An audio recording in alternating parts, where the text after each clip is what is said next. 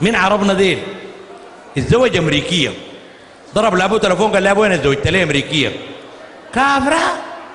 لا عرست لك كافره؟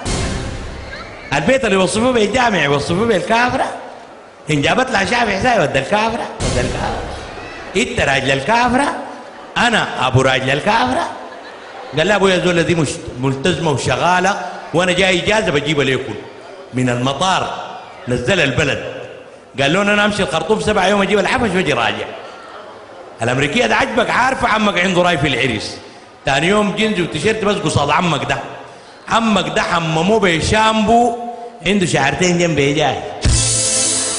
عملت لي مساج فيه مفاصل من 56 ما طقطقان. جابت له شوربه الحمام قالت لي بترم العظام. عصير الجزر بيقوي النظر. عصير الليمون للطاقه. عمك عمره 80 سنه لبسوه التريننج والفنيله. في اللي يسوي كده يتريض الرياضه. يا اخي عمك ده 7 يوم انبسط بسطه. الولد جه راجع.